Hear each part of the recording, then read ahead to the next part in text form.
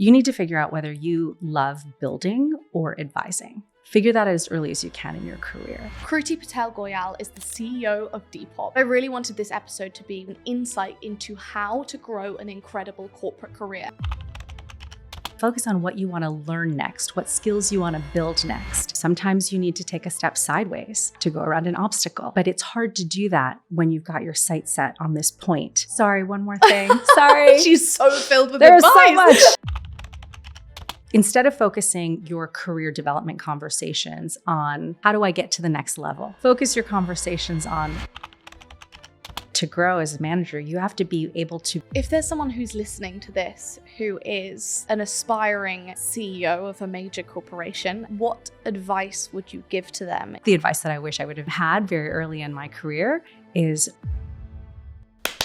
lots to do. I've just been planning out my day. However, with Revolut as my main account, I've got one less thing to worry about: money. I know my money's safe with Revolut, so I can focus on other important matters like planning a wedding. That is why I pay with Revolut. If Revolut detects anything suspicious with your transfer, you'll receive an in-app warning straight away. And how cool is this? You create a single-use card in the app with just one tap, and then after the purchase is made, your details disappear immediately, so they cannot be reused. Now, if you happen to lose or misplace your card, which is never a fun time for anyone, but a surprisingly regular occurrence for me, you can freeze your card instantly through the Revolut app. And if there's anything I do need help with, Revolut's customer service team are on hand 24/7 via the in-app chat. It is a huge reassurance for me, and just one of the many reasons why Revolut is the main account for all of my finances. But don't just take my word for it. Over 35 million people around the world trust Revolut with their money. Join us and create your account today.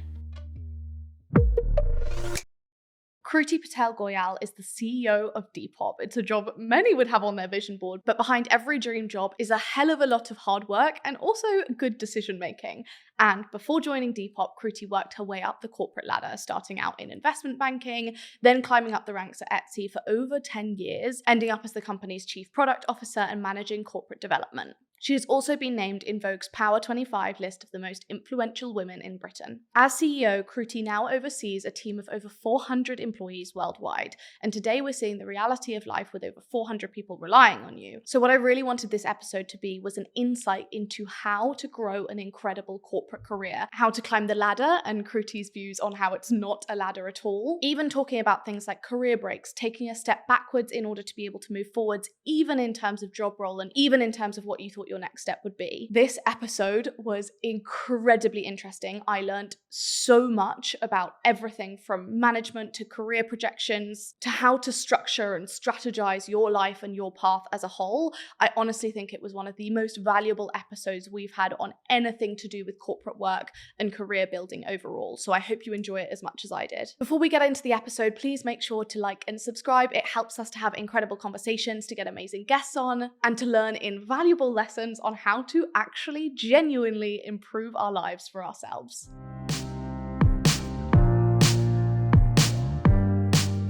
Thank you so much for joining me.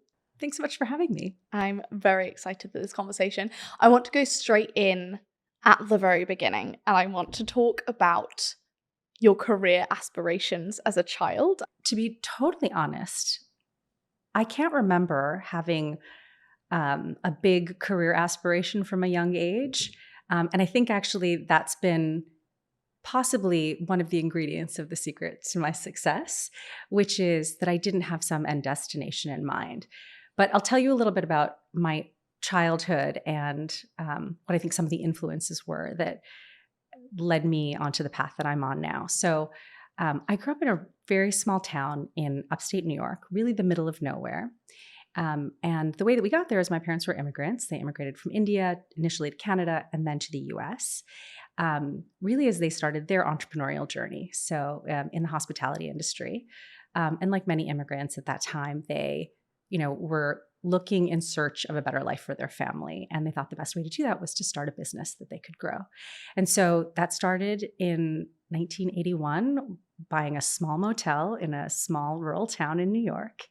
And really watching that grow and watching my parents build that business and put everything that they had into it was such a formative part of my understanding of business. I didn't understand big business, but I did understand all the grit and hard work that it takes to build something from the ground up. And ultimately, that business sent 3 kids through college in the US. And my mom will tell you probably that she always had an aspiration for me to become a doctor. But my oldest sister thankfully fulfilled that goal. And so, one of the nice things about the educational system in the US is it's quite broad-based. And so there's not this pressure to choose a path from a very young age. And so I very much went to college with the idea that this was my chance to go broad and really learn as much as I could and use that as a way to figure out what it was that I wanted to do. But as it turns out, when I was graduating college, I still didn't really know what I wanted to do. And so the entire first phase of my career journey was that exploration to figure out what it was that I was meant to do. And the first step of that was in finance. And you might think, well, that's kind of a specific career choice. But at the end of my time in university, what I realized is because I didn't know what I wanted to do, I wanted to go somewhere where I felt like I could just learn a lot, learn some more tangible skills than what I had gotten from a liberal arts education. I studied economics, which was a great lens into the world, but still quite theoretical. And so I felt like investment banking would be a great place to just learn more and get paid to learn, really. But keep lots of options open to figure out what was next. So I think you've said so many interesting things there that I want to jump on. I'd be so interested to know the differences between the US and the UK in terms of how much we feel like our career needs to start early. But then the second thing that I think is incredibly interesting is the fact that you saw your first career move, as it were, as an opportunity to be paid to learn. And I think it's so valuable, and I think it instantly eradicates the fear that the first few career steps need to be the right ones. So I have a lot to say about this. First, I would say that it's not just the educational system, but I think actually social media and the different contexts that kids grow up in nowadays makes it feel like you're meant to find your passion, your one true calling, as early as possible in life. And I think this push to find that one thing creates this pressure to define the destination. So define what it is that I want to do, and then to draw the fastest line to get from where you are to that end destination. But sometimes that can be really limiting because it prevents you from seeing all of the things that are out there that you could do. And it might prevent you from really reflecting on exactly those things that you mentioned. What is it that I enjoy? What gives me energy? Where do I thrive? What is it that I get really excited about doing? What have I learned from this last experience, and how does it inform what it is that I want to do next? It's easy to have blinders to those things instead of intentionally taking those opportunities to reflect and make decisions about your next step. So I think, what I found looking back on my career is that, there's this saying that you should think of your career like a jungle gym, not a ladder. I think it was made famous by Sheryl Sandberg in her book, Lean In. And I think it's such a great visual image that has very much been true in my career. Sometimes you need to take a step sideways to be able to move forward. Sometimes you need to move back to go around an obstacle.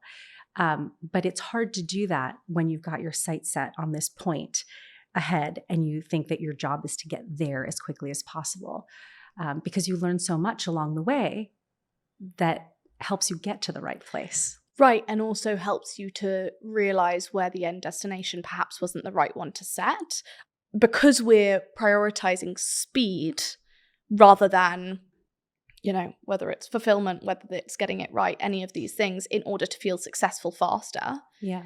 Because this view of success is just seen as like a badge. It's seen as something you achieve or you don't achieve, rather than this kind of recognition that actually each time you realize, actually, maybe that's not right, it's so much better, as you say, to take a few steps, quote unquote, back in order to be able to get to where the right forward is, rather than just like the first one that gives that success stamp. Right. And I think speed is not necessarily the goal. Finding the right career or the right way to spend your time, your unique talents, is the goal. And so going back to what you were saying earlier, this is where treating your career really like a lifelong journey in learning is really, really important. And I think now more than ever, careers are just not linear. People's careers have so many different phases. People have second careers, third careers. And that is more possible now than ever before, particularly, as you said, as entrepreneurship becomes a more accessible path for more and more people. And so, looking back at my journey, the entire first phase, probably the first 10 years, were very much about this exploration and using my career as an opportunity to learn what it is that I was meant to do. And so I told you I started in finance. I started in investment banking, and I spent my first 4 years in finance. And, I learned at each of these stages along the way something really important about myself, what I wanted, what drove me, that ultimately led me to a place where I really wanted to build, where I've started to want to go deep, right? So in finance, I got a really great piece of advice from a mentor there, where they said, you need to figure out whether you love building or advising. Figure that out as early as you can in your career. And in those 4 years, what I learned that I enjoyed the most was when we were talking to managers and leaders about what their business, challenges and opportunities were, and really digging into that. And it made it very clear that I actually wanted to be on the inside, rolling up my sleeves and building something of value versus being on the outside looking in. And there are lots of people who that's not what gets them excited. They just like solving problems, and going from problem to problem at different companies is really fulfilling.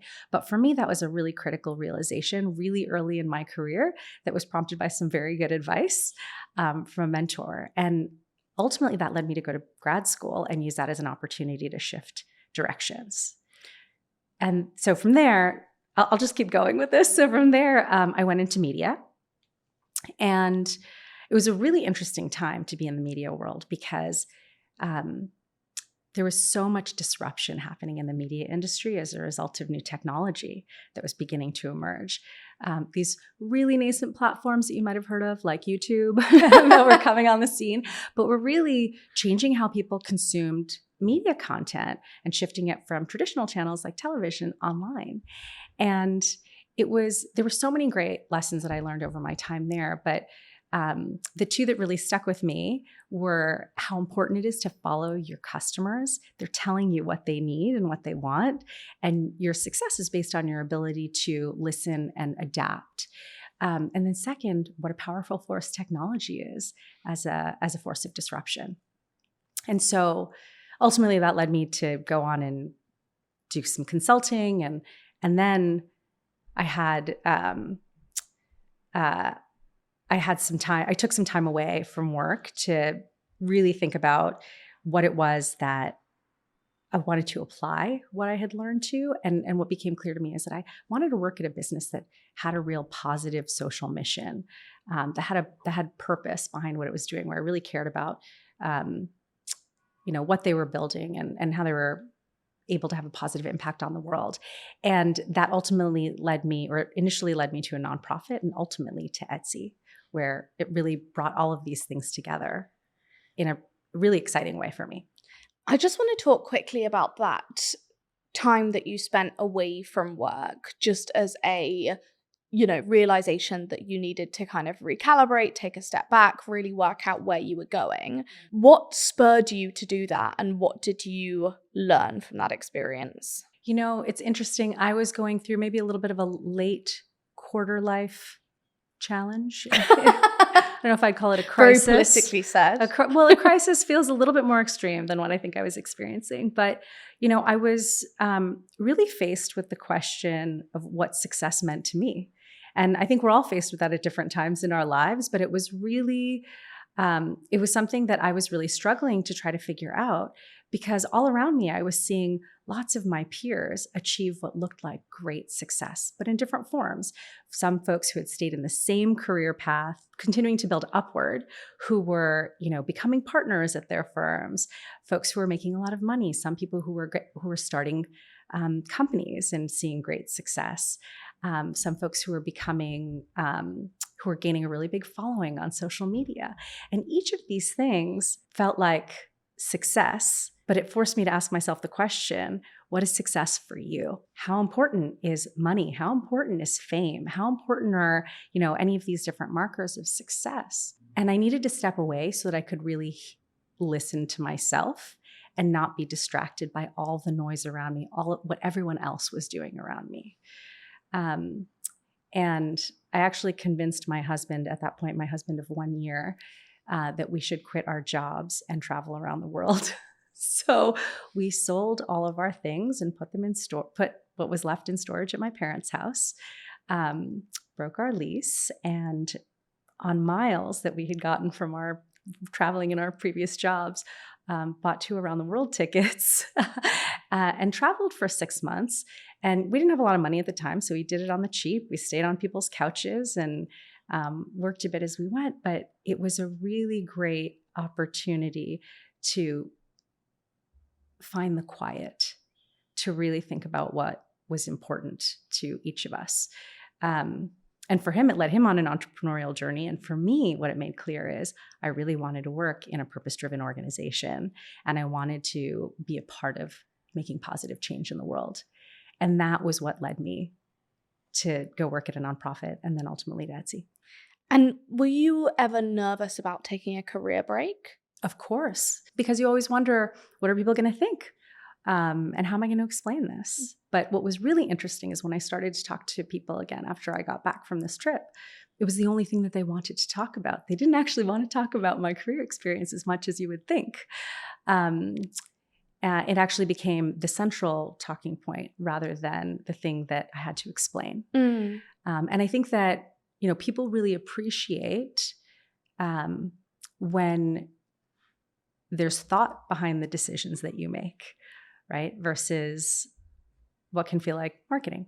Yeah, no, 100%. And I think that it's so, because of our view of this, speed being second only probably to the position you end up in, and all of this kind of view of how your career should pan out, I do think there's an element of that like I get a lot of messages of people saying like, I know I'm in the wrong career, I know I'm currently in the wrong job, I really want to get to this, or I really just need a few months to think about it and I've built up savings, but I'm so terrified about taking a career break.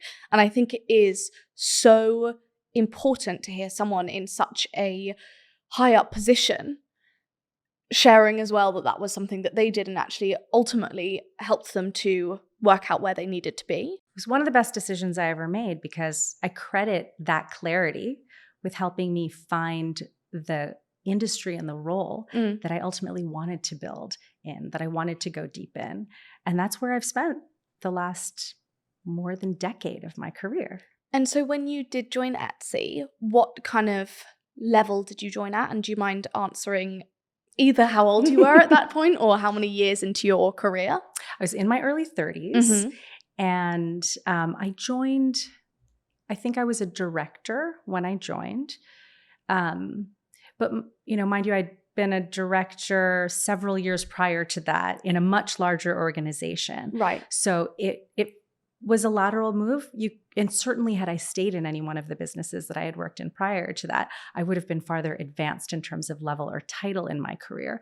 But when I had the clarity of what I wanted to do, and I could see that Etsy was the kind of place that I wanted to work, my priority was, how do I get in so that I can show what it is that I can do and I can start building from there? So it was less important to me the level that I got in at, but more that I had a chance to get in and start building.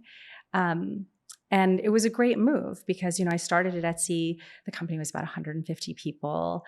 So it was quite small given where it is now. So 150 people, about 500 million in gross merchandise sales. So that's the amount that's sold across the marketplace, bought and sold across the marketplace. And by the time I left Etsy for Depop, the company was over 2,500 people and 13 billion in GMV. Right. So it was quite small when I started, and very much in that scale up, Wild West startup feel kind of a stage.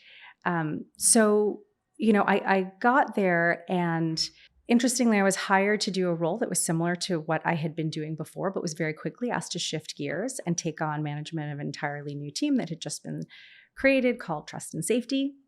And then, over the course of the next decade, 11 years really at Etsy, I went on to go run 5 different parts of the business, all of which, or most of which, I had not had experience in before. And, along the lines of what you were saying, that careers not being linear, I really worked my way around the business rather than up the business. And I grew as the business grew.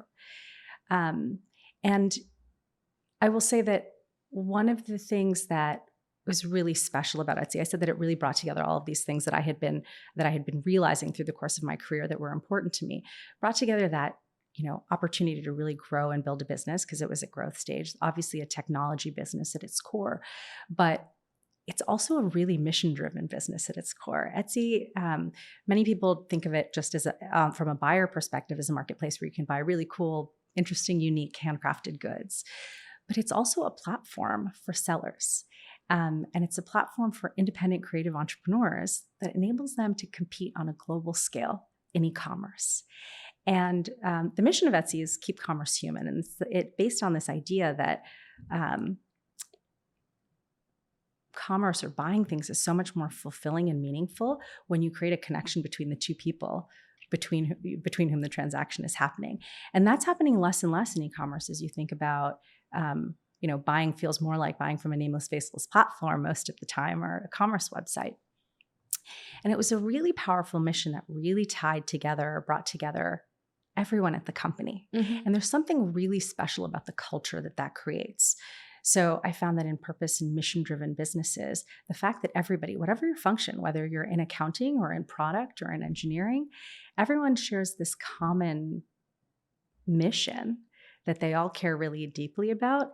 That's what allows you to weather the highs and the lows of a business, those ups and downs that come through your careers, that you feel like you're working towards something that really matters to you. And you also feel like you're all in it together, trying to build something better and have a positive, lasting impact on the world. So there's a lot that I just said there. Yeah, no, I think, as you say, there's a lot, and there's so much useful kind of experience and information that I feel like so many people will take away. I'd love to know what you think made you the type of employee that your superiors would feel safe giving you departments or roles that you hadn't had experience in before. Like, what were those traits that you had? What were your strengths that you think meant that your kind of superiors could say, yep, you're having this new team. I know you've not done this type of thing before, but I know you are X, Y, and Z. So the kind of at the core, what I was always focused on is, what's the biggest problem that the company is dealing with that I can help solve? And I think it's that attitude or that approach that probably was the biggest factor in my ability to take on all of these new opportunities. I went into each of these new roles. I really dug in and learned these new areas of the business that I hadn't worked in before. And I was able to help solve problems that hadn't been figured out, right? The fact that I was successful at solving some of these problems or figuring out some of these new areas of complexity for the business was also a factor. And then I think, so I often give people advice, the advice that instead of focusing your career development conversations on how do I get to the next level, focus your conversations on what's the most important problem that I can help you, my manager, solve. Because then when the next problem comes up, you're going to be the person that they think of to take that on. And it's a very different orientation to growth. Instead of what's in it for me, how can I contribute to solving something really important? So I think that made a big difference. And then the other piece is just being willing to take the risk. At each of these junctures, I could have let the fear of failure keep me from trying. But if you don't try, you don't know whether or not you're going to be able to overcome the obstacle ahead of you or succeed at that next challenge. And so you can also let that fear of failure really drive you to work harder and really give you the chance to see what's possible, what you can do. And so I think that all of those things played a big part in me having the opportunities to take on more and bigger challenges. And then, the one other thing that comes to mind is a big part of of being able to grow with a company like Etsy as the company grows is learning how to be a great manager. And I know that's something that you've talked a lot about in previous episodes. And being able to scale in one of these companies means that you have to go from being able to do and produce great work yourself to leading a team to be able to produce great results and solve great problems. And I really excelled at that. And it's something that I really enjoy doing. I mean, I think so much of my job is being a great coach. And so as I took on new challenges and bigger teams, I think all of those pieces came together and opened up more opportunities for me. I'm so glad you said that end bit. What you've just said about becoming a good manager has put into words one of the things that I've thought or I've learned more and more as I build a team is and I don't know if it's just because of the stage of company we are, but I really believe that the way you make yourself most valuable to any company is, as you say, by being able to nurture other people's growth.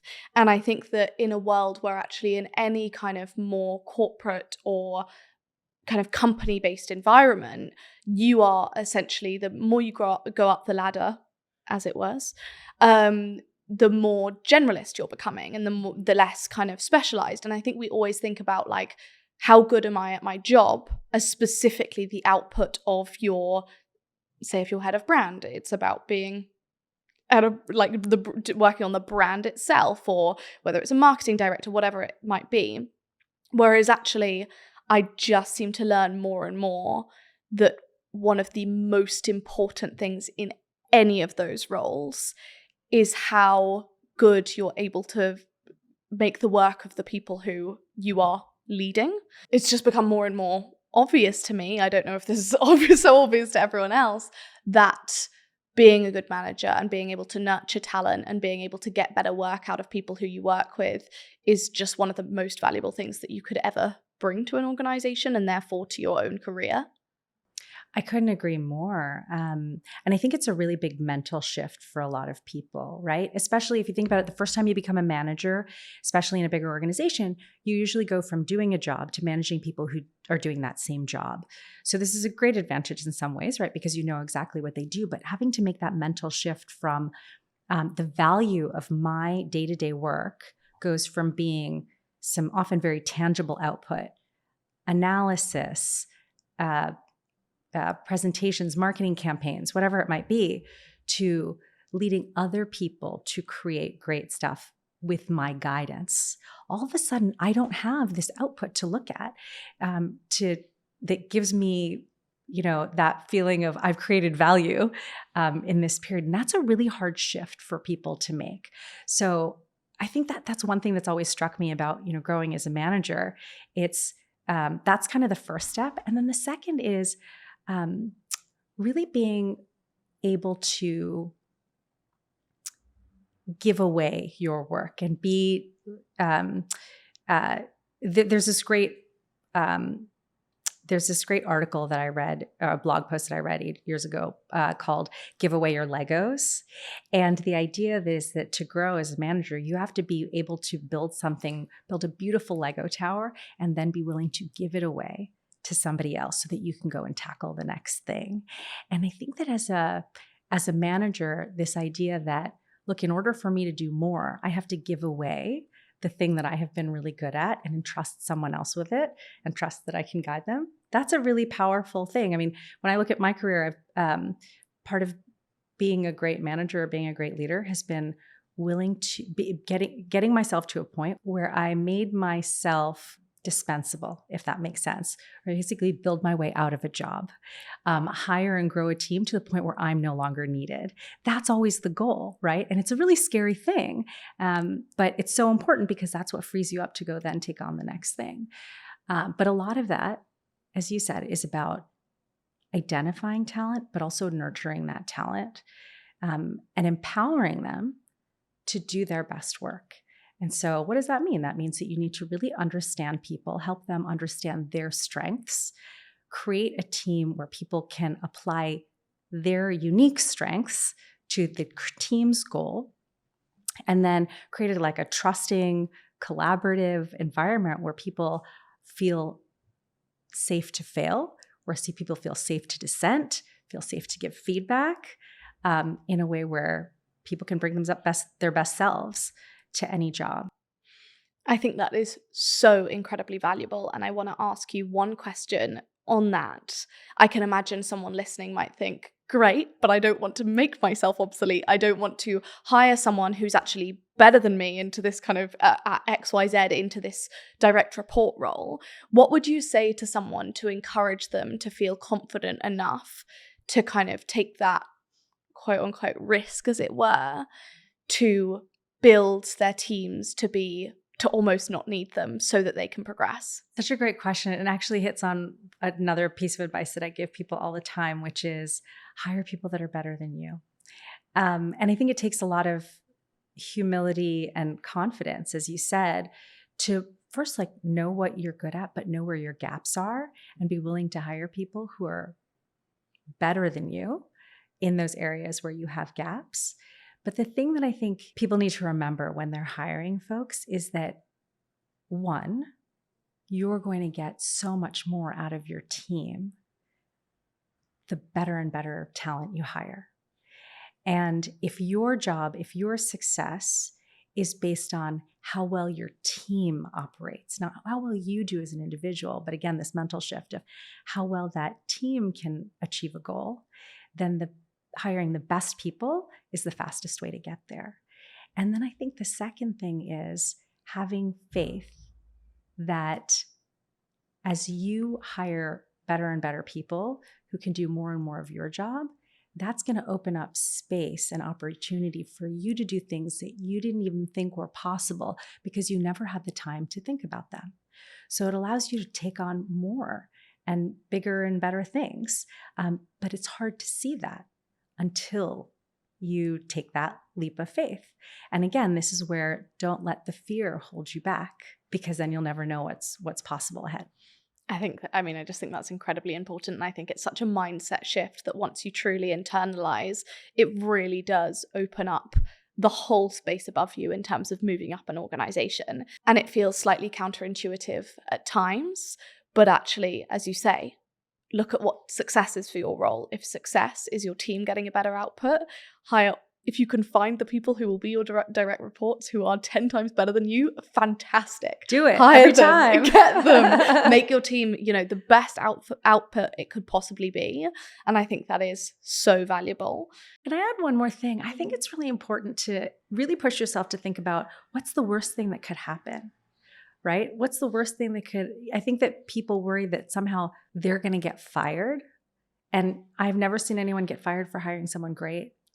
Right? So when you really start to think about what the assumptions are behind what you're afraid of, I think that can help break down the fear as well. The worst thing that can happen is that you're no longer needed to do the thing that you're doing. And then what? Then I have time to think about all these strategic questions that I didn't have any time for before. And then what? I can go to my boss and have a conversation, say, I have more time. What can I do? It actually, I think can flip the fear on its head by really examining what those assumptions are behind it. Yeah, no, I think that's such fantastic advice. And I want to talk about your move to Depop. Could you tell us kind of how that came about? Sure. So it was actually in 2021 that Etsy acquired Depop because really it had a very different strength, both geographically and in terms of category than Etsy did. And at the time, I was the chief product officer at Etsy. And I had been in that role for about 4 years. But as I had said, every 2 to 3 years, I had changed roles at Etsy and taken on something new. And in 2022, the CEO of Depop decided it was time for her to step down and make her next career move. And the CEO of Etsy came to me and said, I think this is the right next step for you. And so when I thought about it, it did make a lot of sense. I had spent 10 years, 11 years of my career working my way around the organization, learning about all different parts of this marketplace business. And here's Depop, an earlier stage marketplace where I had so much insight that I had to, and experience that I could apply. And another incredibly mission-driven marketplace with a mission that I really believed in, which is to make fashion circular.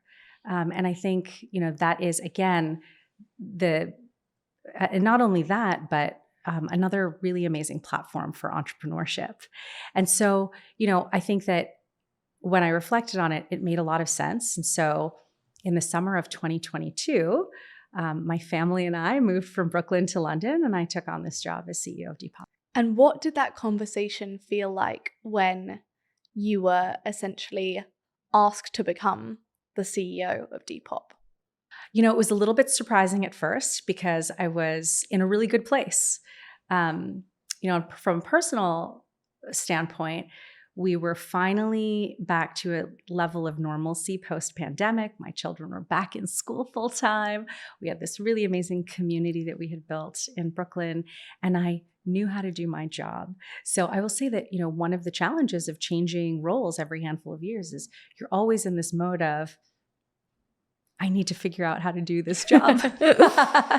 While that can be scary and it can be energizing, lots of great things, but it was nice to be at a place where I was like, okay, I know how to do this role, and I feel like I'm doing a good job of it, to then be faced with another big potential shift. So it was surprising at first, and it was a little bit daunting because, we started out the conversation talking about career aspirations. And I had never set my sights specifically on becoming a CEO. Frankly, when I started at Etsy, if you had asked me if I ever thought I would be the chief product officer at Etsy, I would have thought that was a crazy thing. So I was at a place that was far beyond what I had imagined at the company. And so it was surprising, and it was a little bit daunting, as any big career move can be. But then as I talked through it with my boss, as I talked through about it with my husband, it really became clear that this was the place where I could contribute the most, both to Depop and to Etsy. And so that really made the decision clear. And then I think, along with the fact that it felt like a really culturally similar organization, one that was deeply purpose-driven, one with a really collaborative culture, it made it a lot easier to take that leap, to take the leap across the pond, as it were. The big pond. No, I think that's amazing. And I can imagine that was probably a very exciting, but as you say, also daunting opportunity, especially with a move in country. And it goes back to what I was saying before, be willing to take the risk to see what happens. I mean, every single one of these role changes and career changes was a risk. It forced me to ask the question, why not? Why not try? Yeah, no, I think that's incredibly important. And if there's someone who's listening to this who is an aspiring CEO of a major corporation, as you are, what advice would you give to them in terms of their kind of career journey? Oh, I have so much advice to give. First of all, kind of going back to what we were saying earlier, I'd say ditch the 10-year plan. It's actually, it can sometimes be limiting. Focus on what's next. Focus on what you want to learn next, what skills you want to build next, knowing that you're building towards something bigger, but really focusing on that next step of your career is more helpful than focusing on the end point. And really be intentional about using each step along the way to reflect and make a really thoughtful choice about what it is that you do next. The second thing is what I said earlier, don't be afraid to take risks. Sometimes making a move sideways or making a move backwards can open up a lot more opportunities that you can't even imagine. The third one, which we talked about a little bit earlier, was, really invest in becoming a great manager and a great leader, nurturing talent, hiring great talent, and figuring out how to build great teams. The last thing is mission matters. find work that matters to you, because as you grow, the title isn't what's going to fill your plate every day.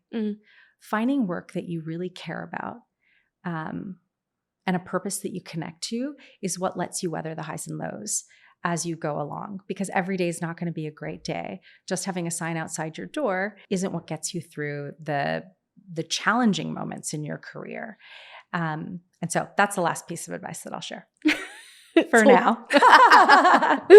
And I'd love to know a little bit about kind of what your day-to-day looks like. Sure. So I think about the job of a CEO as a combination of coach and conductor, right? So we talked a lot about coaching and building great teams. And I think of my job as helping set clear direction and making sure everybody knows how their roles individually contribute to that direction, and then creating an environment where people feel like they can do their best work. And then as conductor, the job is to make sure that you understand all the different instruments in the business, all the different moving parts of the business and how they fit together so that you can set the team up to work together in a way where they can really make great music. And so with that kind of as the framework, what does that mean that I do day to day? Outside of my other job as mom. So my days usually start, with getting my kids up and ready and out to school before I start my day as CEO. But once I get to the office, as you would expect, I'm in a lot of meetings.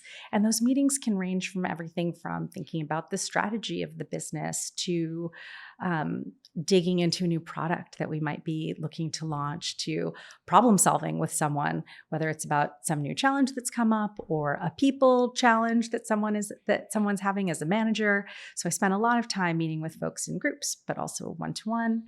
And I spend a lot of time, a lot of dedicated time really trying to learn from our customers directly. So that could be reading research to understand, what feedback we're getting directly from our customers, hearing what we're learning from them through their customer support contacts, looking at the trends that we're seeing, the trend reports that we're seeing across the platform, but also meeting with our sellers in person or sometimes virtually, sometimes in person, to hear about what they need, what role Depop plays in their lives, what their aspirations are, and how we can help them continue to build their businesses. And so that's been one of the most fun parts of the job, right? I spent so many years with one set of customers that I knew so deeply. And I've gotten to spend the last year and a half really digging in, learning an entirely new set of customers, a much younger audience, which has also been really fun. But really hearing about their varied journeys has been great, because you have sellers on Depop who are, clearing out their closets and using Depop as a way to live a more circular lifestyle. And then you have sellers who have built full-time businesses on Depop, and seeing that range of experiences and knowing that we play a part in that is really fun. But I know I've gone a little off track. We were talking about what my day-to-day is. And I love so much the part of my job that is really getting to know our customers, which is why I went down that rabbit hole. But if you think about it, my job is really, it's working with our customers externally and internally. And so that's what all of my day-to-day is built around. And then I get to go home and go back to job number 2, which is being a mom, or job number 1, but at the end of the day. Yeah. And obviously we've heard about how much incredible success you've had over your career. And it's really an amazing career, an incredibly inspiring career to hear about. I'd love to know if you can talk about any of the hardest moments that you've had during your career. Oh, there are a lot. We've talked about a couple of them.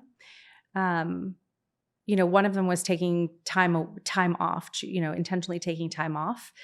Some of them have been taking the risks to take on jobs that I wasn't sure if I was well suited for, if I had the experience for.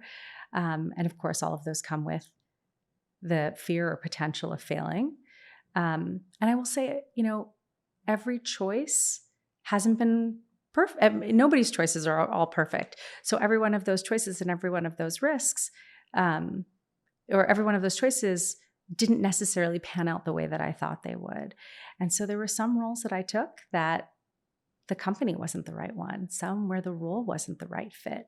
And I think what was challenging in those moments is you're faced with failure, right? You're faced with feeling like you weren't able to do what you set out to do. And I think the challenge in those moments is really examining or really reckoning with this idea that my work isn't my worth, right? That just because I failed doesn't mean that I'm a failure. And going through some of those harder moments really causes you to examine that and forces you to, really separate those two things.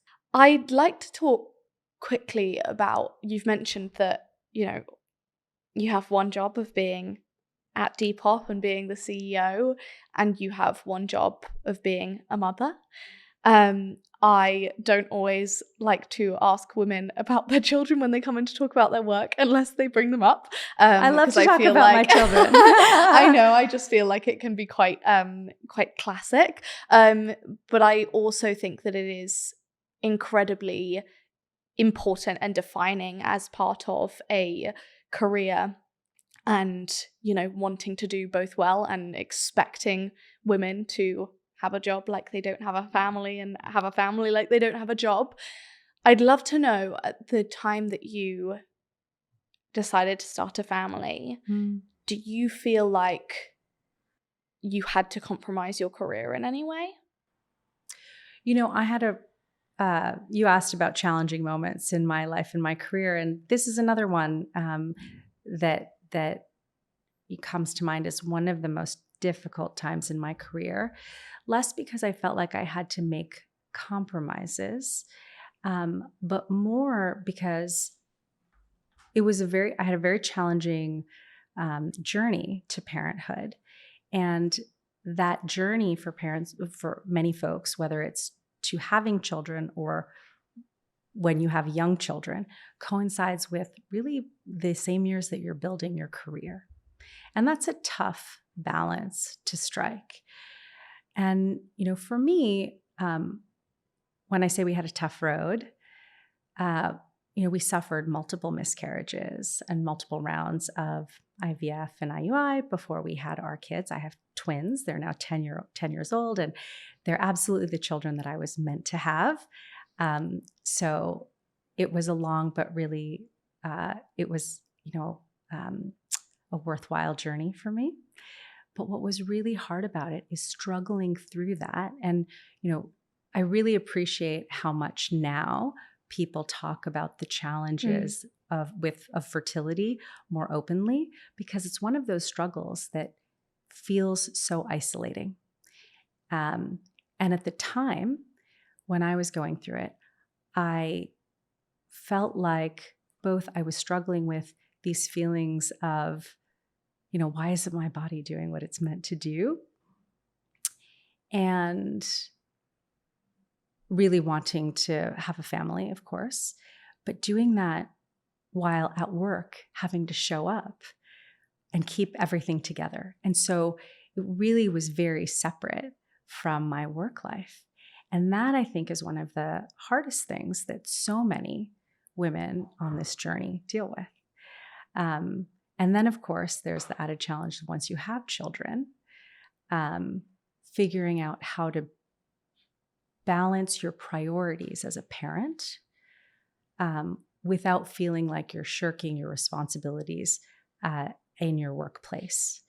And, it's one of the things that I really love about the places that I have worked, that and frankly, something that I really care about a lot as a manager, creating an environment where people feel like they can bring their whole selves to work.